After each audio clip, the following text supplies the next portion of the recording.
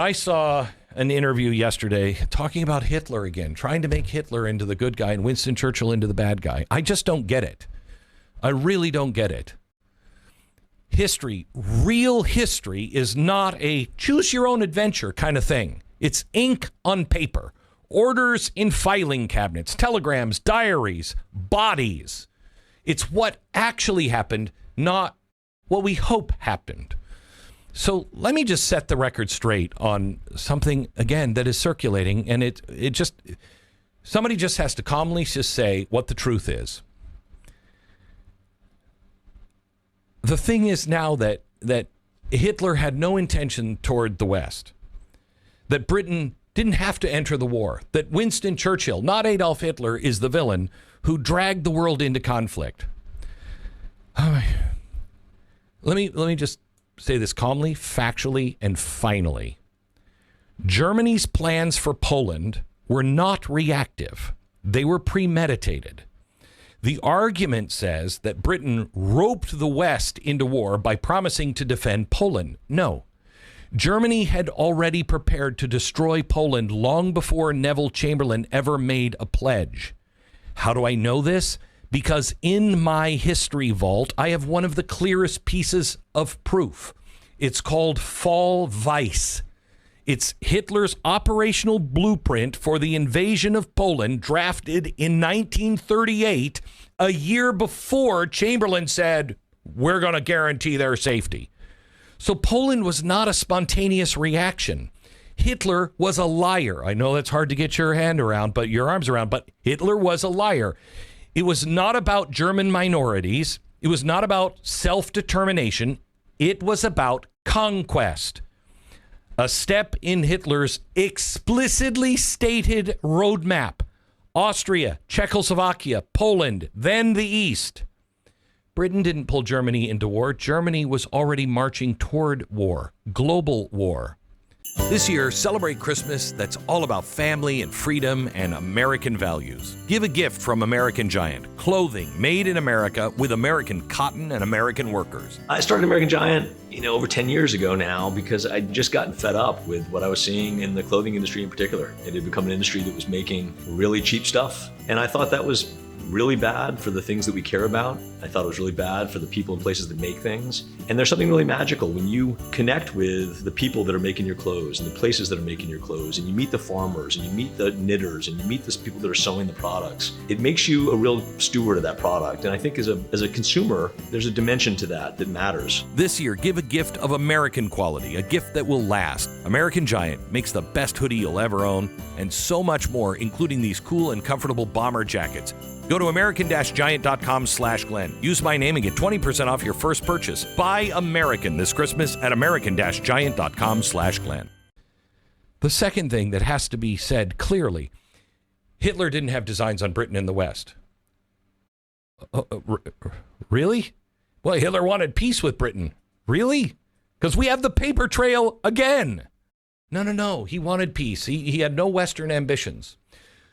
Well, how do you explain Operation Sea Lion? Hitler's detailed plan to invade and occupy Great Britain. You don't draw up amphibious landing schedules across the English Channel just in case. And before that, Hitler deployed a different strategy, diplomacy and subterfuge. In May 1941, the Deputy Führer Rudolf Hess, that's a name, flew solo into Scotland, hoping to secure a deal with sympathetic elements in Great Britain. He parachuted down. He claimed he was carrying an offer. Let Hitler dominate Europe and Germany would leave Britain alone. Well, that sounds really peaceful unless you forget what Hitler meant by dominance. He meant dismantling sovereign nations, annihilating Jews, the Slavs, the gypsies, any political opponent, millions of human beings, just eliminate them. In what world could a democratic nation be friends with that? Britain had internal Nazi sympathizers, and Hitler counted on them. Hess wasn't flying blind. Hitler believed Britain was divided, and he was right. You know why he was right? Again, in my vault, I have it from Hitler's own schedule that was on his assistant's desk the whole time. I have the name and the time that he arrived. Former King Edward. He abdicated in 36. He had clear documented sympathies for the Nazi regime. He met Hitler in 37. I know, I have the documents. He was courted as a possible puppet monarch. He said, reinstall me and you can do what you want. I'll help you. The Nazi files recovered after the war show explicit German plans to reinstall him after an occupation. Hitler was not avoiding conflict with Britain. He was planning its subversion. Well, yeah, but Hitler's ideology, made friendship with the West possible. What? Even if you pretend not to see the invasion plans and the Hess mission and the internal sympathizers, even if you erased every map, memo, and military order, Hitler's ideology made an alliance with the Western democracies absolutely impossible. And I'm going to get to Stalin here in a second, but hear me on this. Hitler believed the state was supreme, that the German people existed for the Reich. In America, the Constitution is supreme, and it exists to limit the states. Rights come from the Führer and the government in Germany. In America, rights come from God, and the government is the servant, not the master. The individual in Germany, expendable. The West is built on the sanctity of the individual. Racial hierarchy is destiny in Germany. The West, at its best, rejects racial supremacy. The Declaration starts with all men are created equal, not some races are destined to rule. There are nowhere in our documents to say the state must expand endlessly. That's not compatible with anything.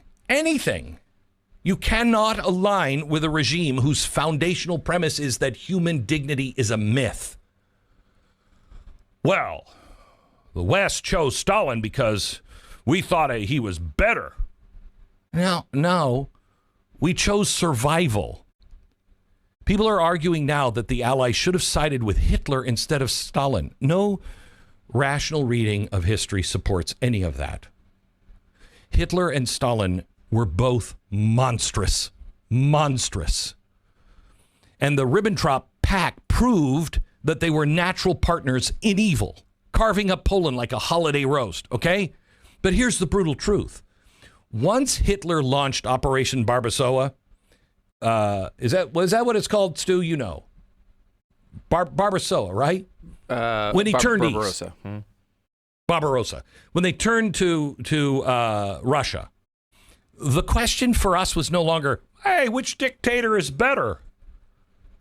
The question was, which outcome prevents Hitler from ruling all of Europe? Because if Hitler defeated the Soviet Union, the resources of the East, all the oil, all the grain, all the industry, all the manpower would have made the Third Reich unstoppable. So the choice was between two horrors. Which one? Or do you want to stay out and let them have all of that power? Well, yeah, nowhere was he an aggressor. He's...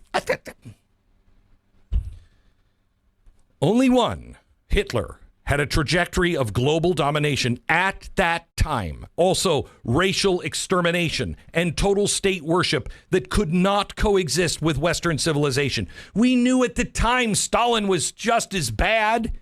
We knew we were going to be in war with Stalin at some point.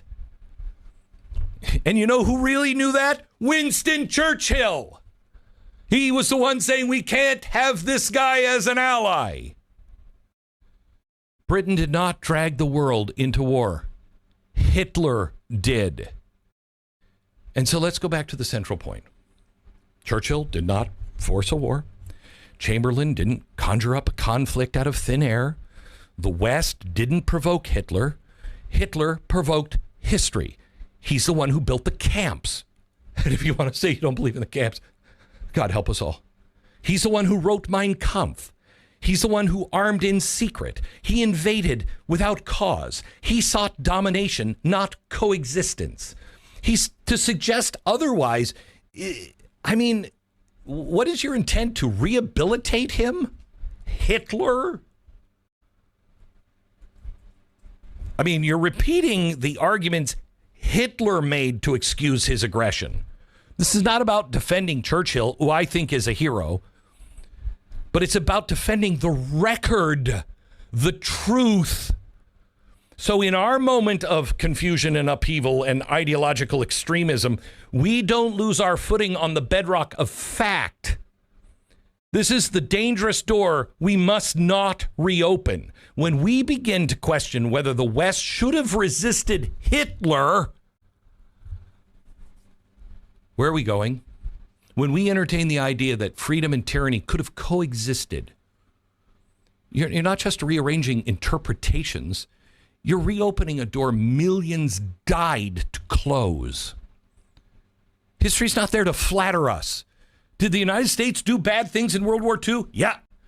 Did England? Yep. Were we perfect? Nope. Did we do the best we could? Yes.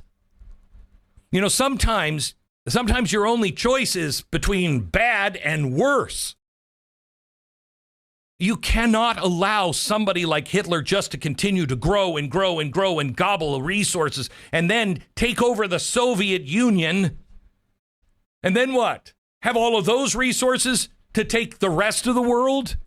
My God. So, Sorry, I want to just keep this about facts. History's there to warn us. And the warning is really, really simple. Be very careful when someone tells you the villain wasn't really the villain. Woe unto him who makes evil good and good evil. We know who the villains were. The documentation is very clear. Trust me, I have a vault full of it. You want to see it? Come. Otherwise, you're just full of it. When you have somebody telling you the villain is not the villain, that story never ends well. Fix reason firmly in her seat.